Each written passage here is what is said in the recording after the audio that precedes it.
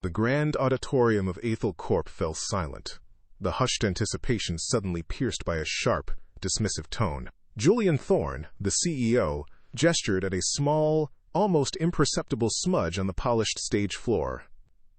"Some people," he sneered, his gaze sweeping to the back where Arthur Finch stood, "just lack attention to detail."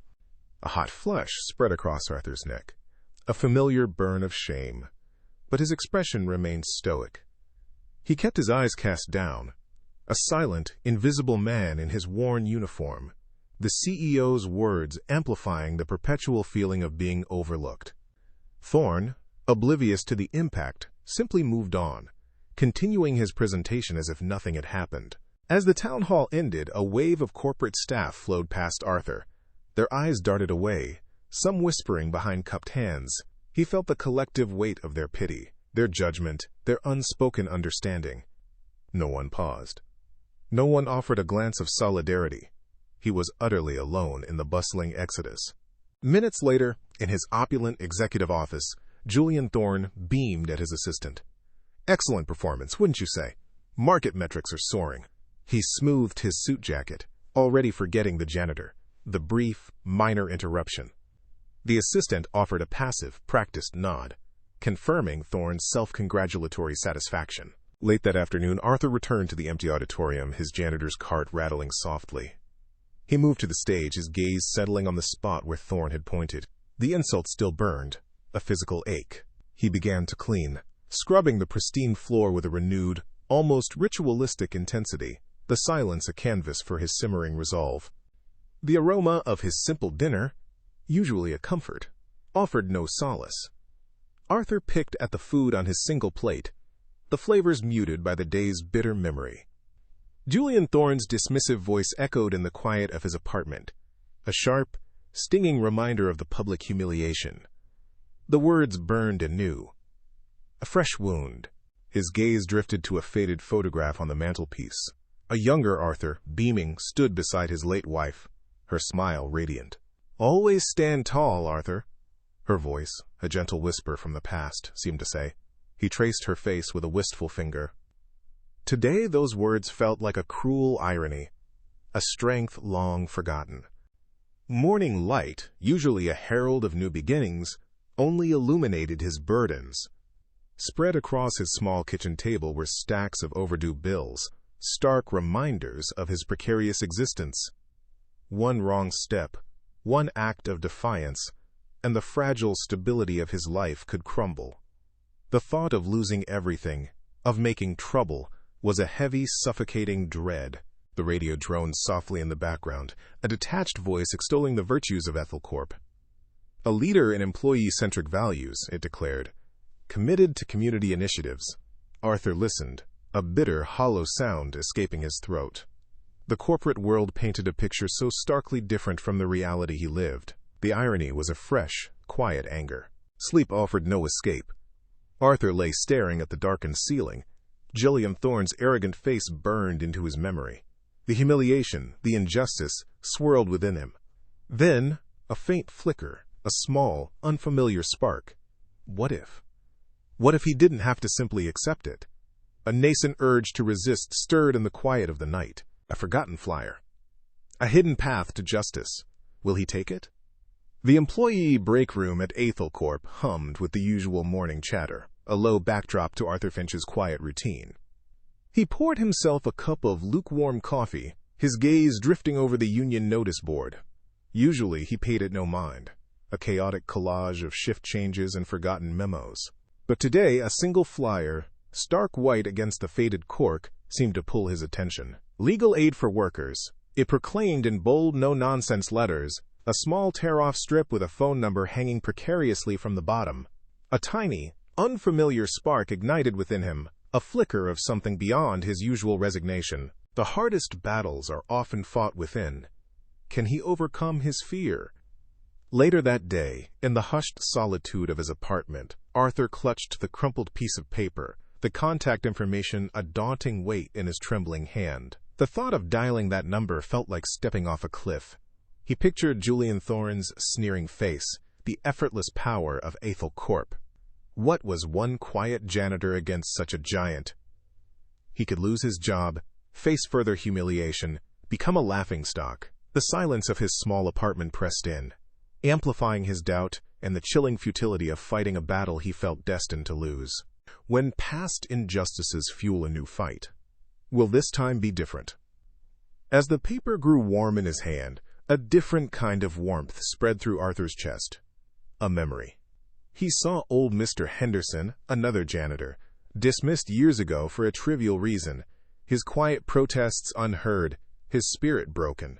Mr. Henderson had simply faded away, unable to fight back. Arthur felt a surge of indignation, not just for himself, but for every unseen worker, every quiet person pushed aside. A silent, unwavering conviction began to solidify. Someone had to stand up.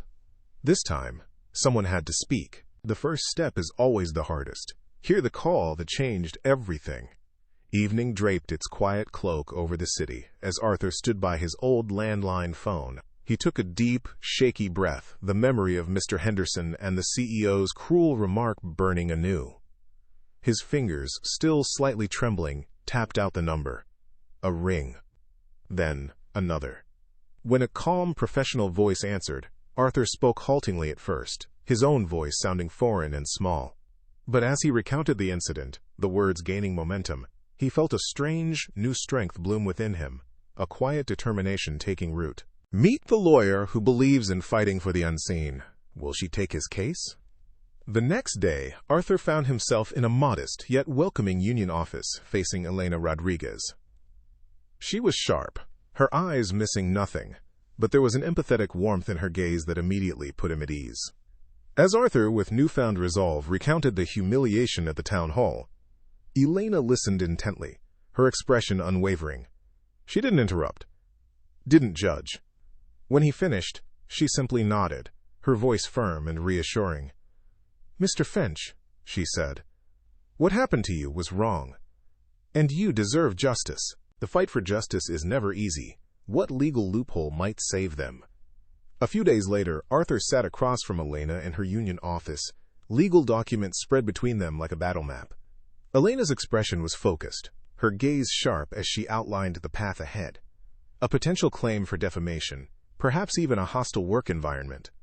Arthur, however, shifted uneasily in his seat. "Mr. Thorne, he has long arms, Ms. Rodriguez," he murmured, his voice barely a whisper. "He could make things very difficult for me."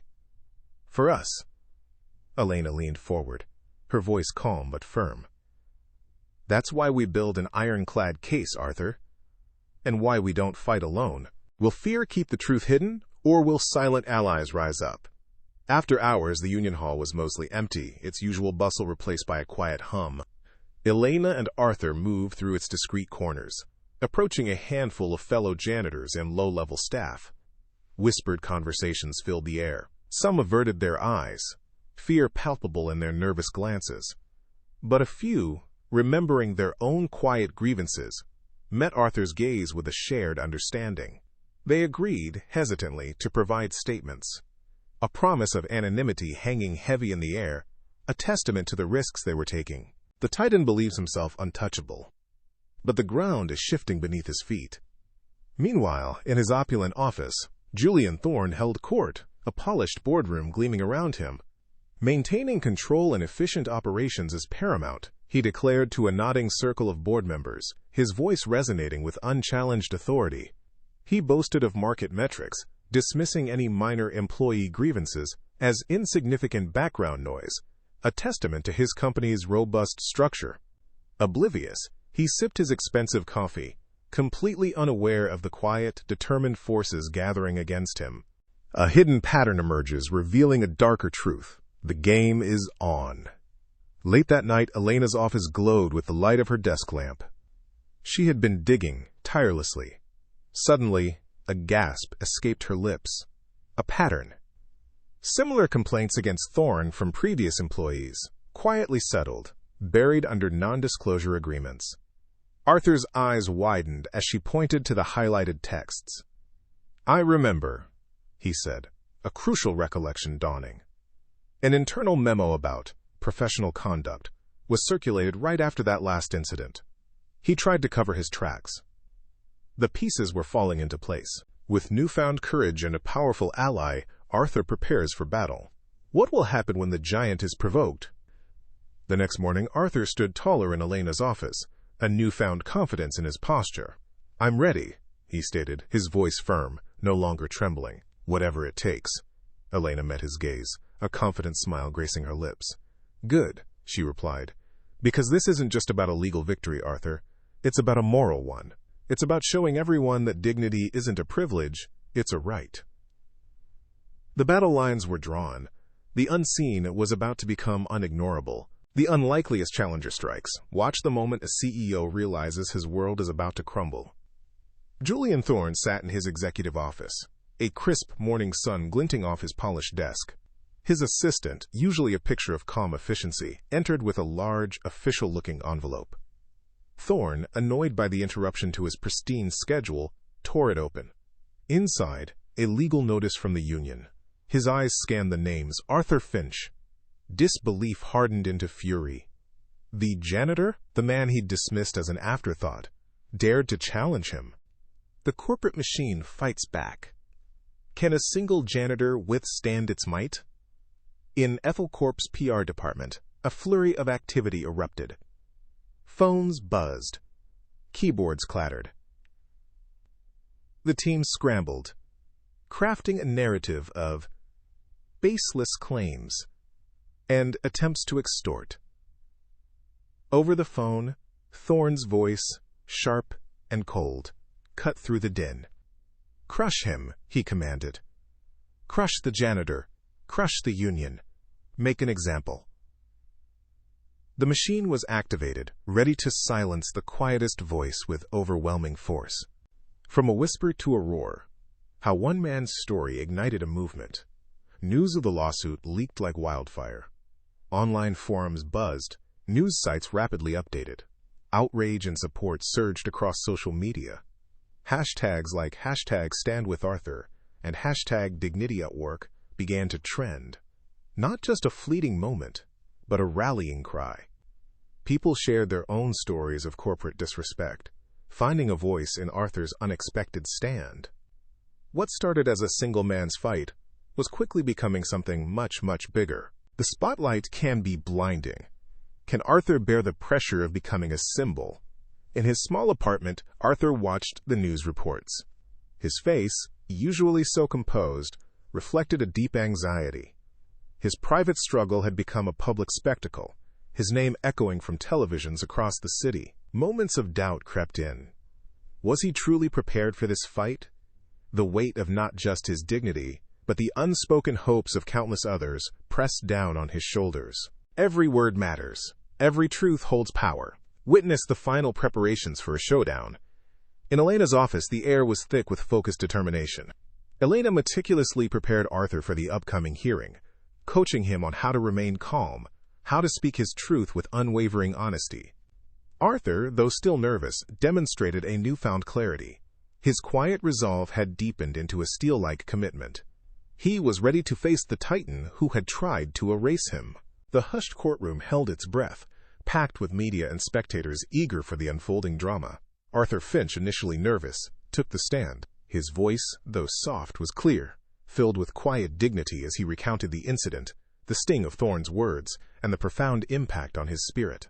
Across the room, Julian Thorne shifted uncomfortably, his usual composure faltering under the weight of Arthur's unwavering honesty. The CEO's face, usually so imperious, now registered a flicker of something akin to fear, as Arthur's simple truth echoed through the room. Elena Rodriguez rose for her closing argument, a commanding presence in the courtroom. She wove together Arthur's testimony with the evidence of Thorne's past abuses and Aethel Corp's toxic culture. Her voice resonated with conviction, speaking not just of legal violations but of the fundamental human right to dignity and respect in the workplace. She highlighted the insidious pattern of powerful individuals dismissing the unseen workers, building a powerful case that transcended Arthur's individual plight to expose a systemic injustice. Julian Thorne watched, his face growing pale. A tense silence hung heavy in the air as the judge delivered the verdict. With a firm, clear voice. The judge ruled in Arthur's favor, citing defamation, emotional distress, and a clear pattern of hostile workplace behavior. The gavel struck, a sound that reverberated with the force of justice. Julian Thorne's face crumpled in a mask of shock and defeat, his corporate empire momentarily shaken. Across the room, a wave of quiet, profound relief washed over Arthur, a subtle, knowing smile gracing his lips. Arthur, with Elena steadfastly by his side, emerged from the courthouse. A crowd of cheering fellow janitors, union members, and supporters erupted in applause, camera flashes illuminating his humble figure. He was no longer just Arthur Finch the janitor. He was a symbol. In a brief, humble statement, he spoke not of vengeance, but of the inherent dignity of every worker, of the power of standing up for what is right. His words, soft yet impactful, were met with renewed cheers, a testament to his quiet triumph. Weeks later, Arthur moved through the gleaming hallways of Aethel Corp, quietly performing his duties. He was still the janitor, but the air around him had changed. Employees who once looked through him now met his gaze, some offering respectful nods, a few even a small, acknowledging smile. He carried himself with a newfound, quiet pride, a knowing look in his eyes. He was no longer invisible. His courage had not just reclaimed his own voice, it had resonated through the very walls of the corporate empire.